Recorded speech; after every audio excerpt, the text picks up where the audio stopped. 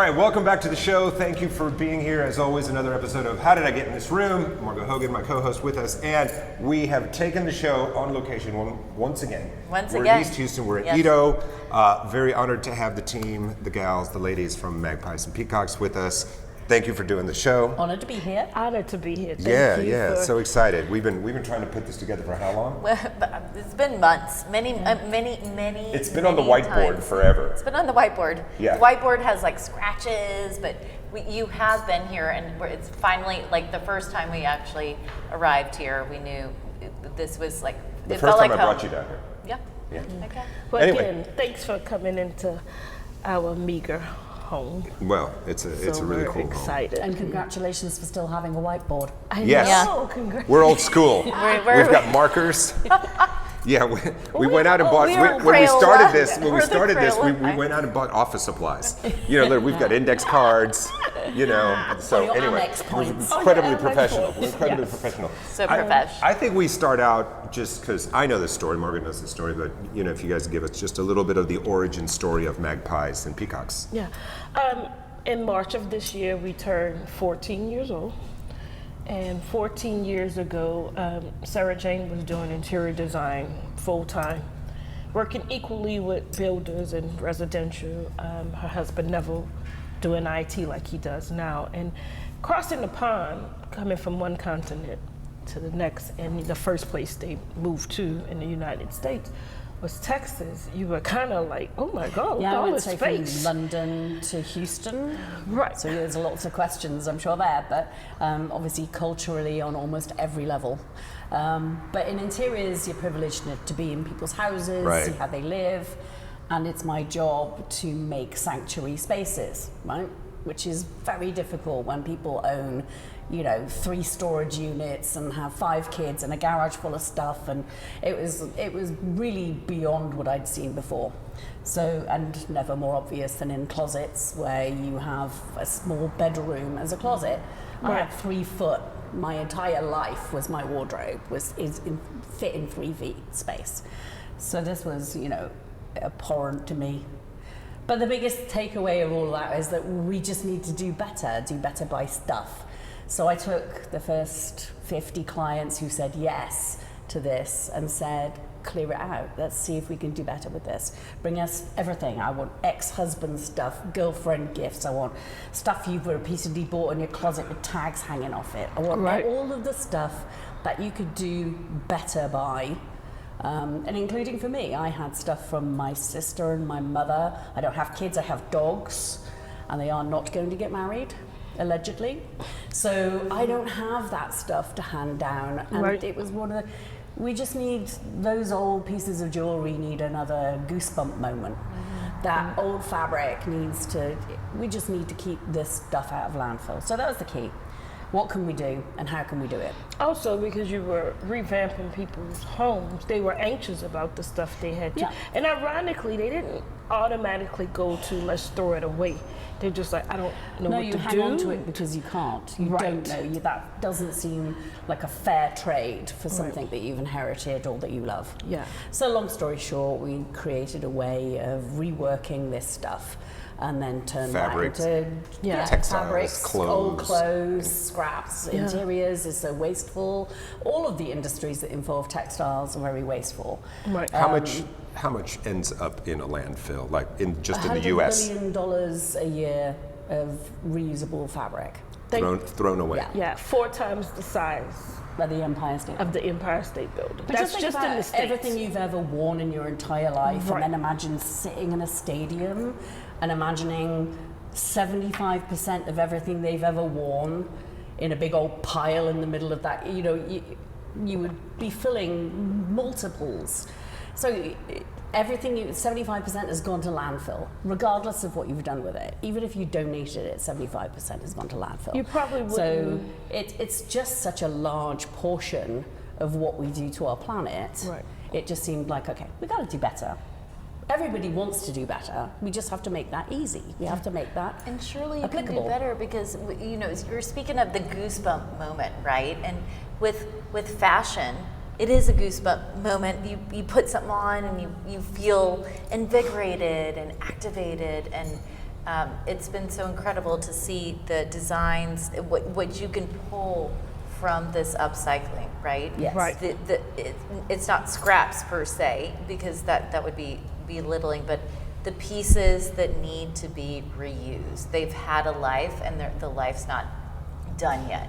I think it's so cool to just like witness that's the everything you're doing. That's the amazing part. We made it a point because we understood all of us are victims of what happens in the fashion industry in terms of the consumer versus the manufacturer.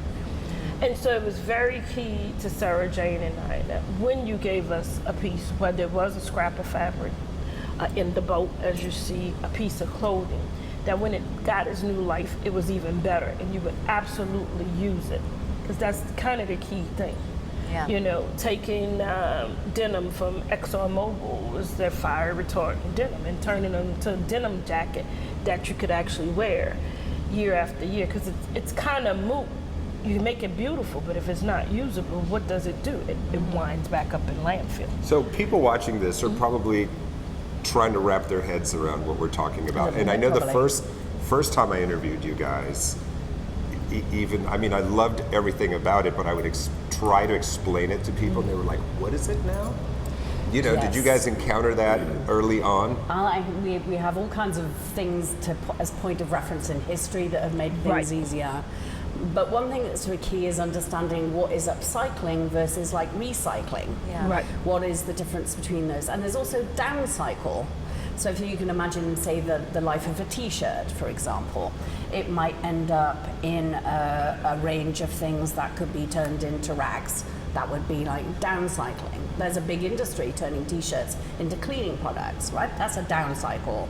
A recycle would be making it into maybe at fiber level, making it into something that could be reworked. Upcycle raises the value of that piece. So whatever we do with that, or however we do it, even scrap t-shirts, we may take apart and even at their lowest level, turn it into a dog toy, right? Which oddly is an upcycle, because it's a brand new product which is worth more than the value of the scrap. So upcycling for us was like the only way. It's like revaluing something, keeping it alive, using it as a tool for teaching people, obviously, training people, but elevating its value. Because that makes business sense rather than it being, rather than treading water in the recycling market, which and you do have a feel-good moment. When we started, and Sarah Jane, in fact, she took her clients, it was a wine bar right up the road, out of old little Woodrow's. She's a good friend of ours. One of the first upcycles we did, she had a Kate Spade bag. She had wasted some nail polish on it, and she didn't know how to get it off. The bag itself was okay. We upcycled it. She donated the bag to us. We upcycled it, and she bought her own bag back. She was like, this is better than the original. And the whole time before meeting us, she would have thrown it away, not because she wanted to throw it away. She actually liked the bag, but she was, I don't know how to get this. It's damaged now. Right. And so if you can give it a new story and give people some direction on how to use the upcycle thing, that's a feel-good moment for people. But in answer to your question, yes, the story has got easier to tell, even if it's still tricky, because people are a bit more educated now. They know that most of our products are made in other countries by people being paid less than $3 a day. And the reason that you can buy a t-shirt for the same price as a latte is because someone else is paying. People have a better overall education about why things are cheap and maybe why they shouldn't be cheap. So that little moment there got easier through the years, because honestly, yes, our first few years, you do what now and why? Right. It's easier if you can follow like the life cycle of a piece of jewelry, for example. If you inherit a piece of jewelry and it has sentimental value, but you're never going to wear it, it makes sense that you turn it into something you can wear that then still keeps its sentimental value, but then has the goosebump moment that it deserves. If you don't have that in your life, what else do you do with those things of sentimental value? So it's easier to see there. We just see it on a bigger scale, and really we're looking at turning that trash into value again. And also, it's business, right? $100 billion of wasted materials is stupid. Yeah. It's not just poor management, that's just wrong. We can't afford that as a planet now. Yeah. And we can't afford environmentally that irresponsible. An economy, we right. can't afford that kind of waste. Well, I remember early on, you know, we were still a few months into the podcast, and we were again talking about guests, but I kept trying to explain to Margot what it is that was happening. I was like, you have to come meet us, she and Sarah Jane. How many times? So many times. I'm shy. Believe it or not, I am shy. So okay, you said let's meet, and you know, it took me. But you met them the first time and thought. Oh my God! Well, first of all, blown away. She is Sarah Jane. The second I met you, it feels like a family. It feels cohesive. I love the vibe and the passion and the integrity. I also like. I'm not a crazy feminist, right? But I do love women supporting women.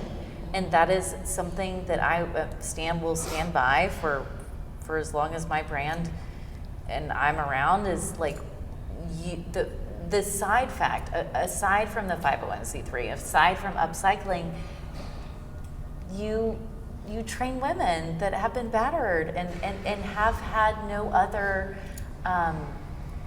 allegiance or mentors, and you take them into this beautiful home, and that is attractive to me because I feel like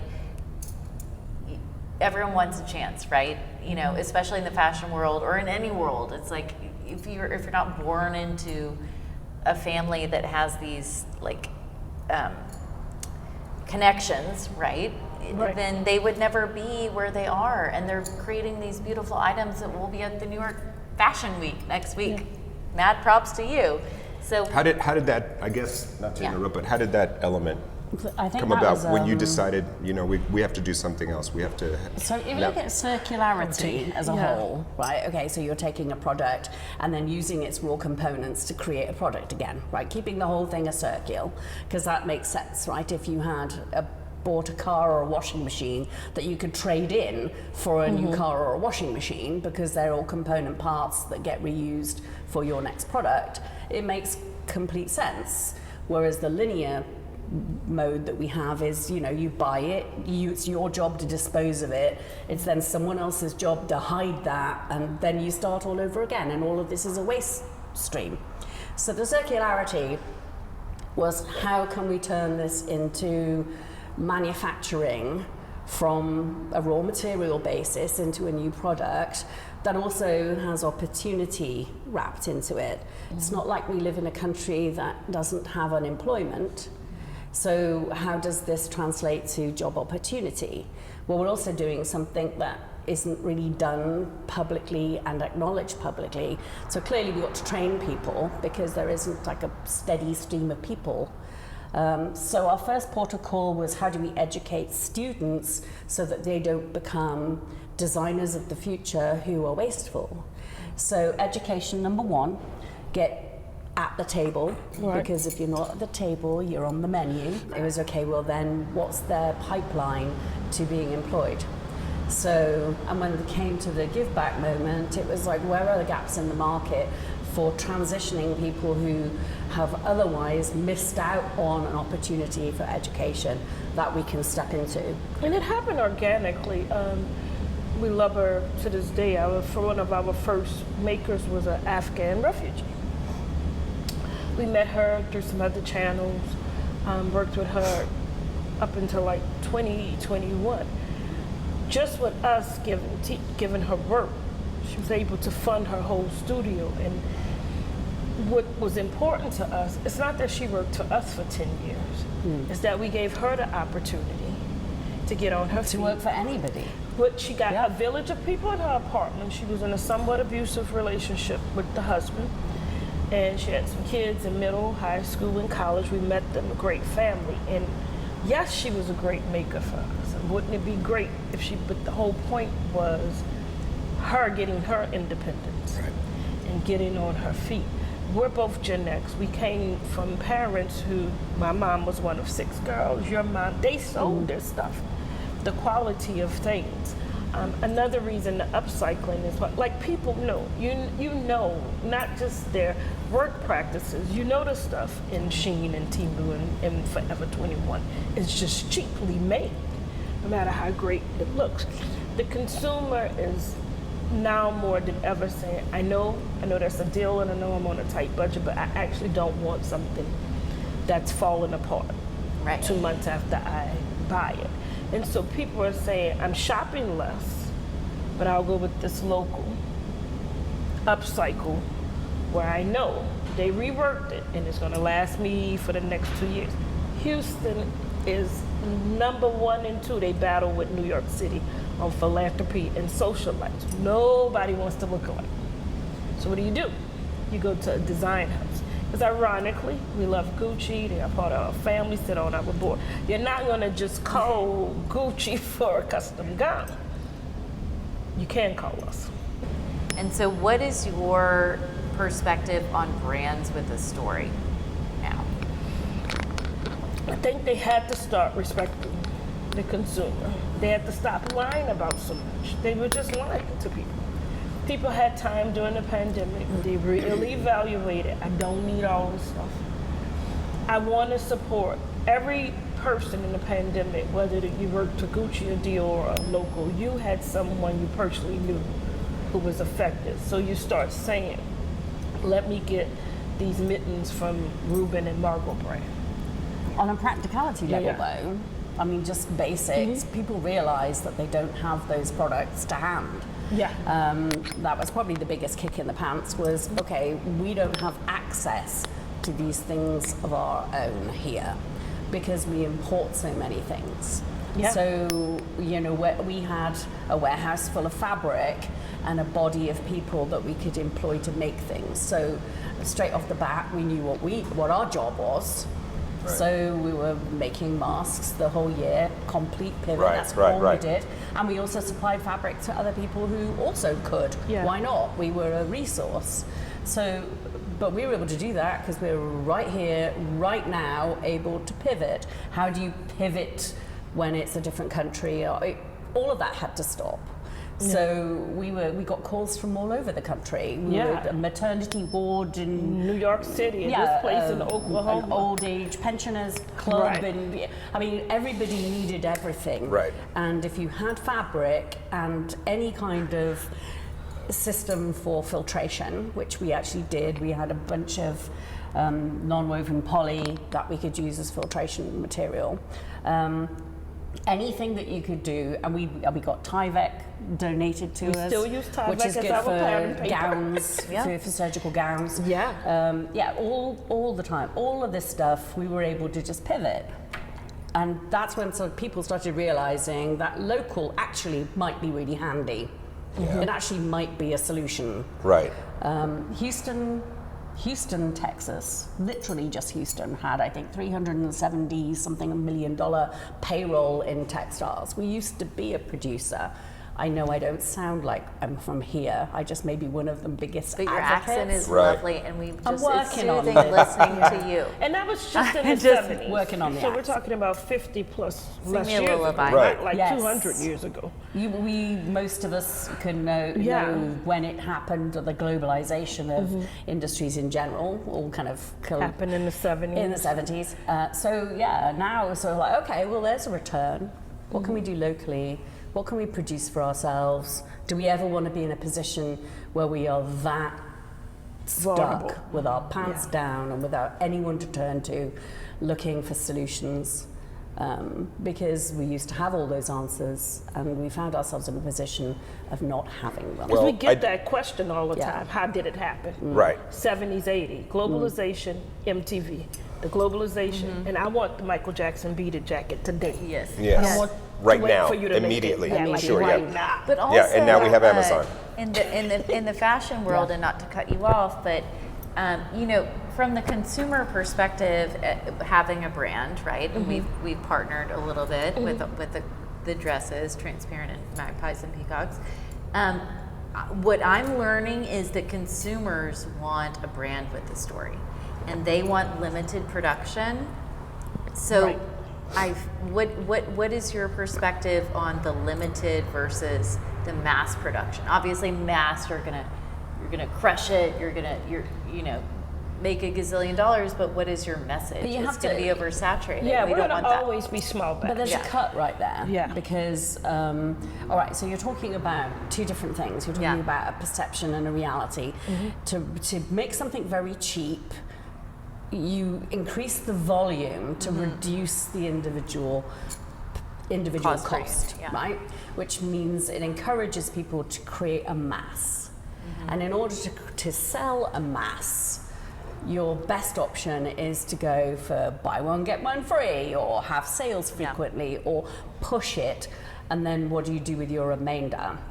So what you're seeing in marketing has ended up being what we all expect to be the norm. Like, okay, I'm going to buy this year's collection, and then it's going to go on sale, and then it's going to be like fire saled. And then you just don't know what happens, and it ends up in dead stock where companies like us do something else with it.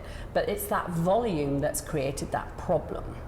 And buy one, get one free means you might get two really poorly made cheap things that only last 2 months rather than one poorly made cheap thing that, so the volume is like a false economy moment. Because if you think about how far it has to go to be manufactured and how far it has to come back to be distributed for you to drive to a mall to buy it. It clearly isn't, the value, it doesn't add up. Just working with you guys off and on over a couple of years now and doing stories with you guys, it's like it makes so much more sense to, if you have something particular in mind, and if there's somebody locally that can do that thing for you, right? And you have the benefit of it being upcycled, or this is material that was thrown away, that was wasted, that added to the problem.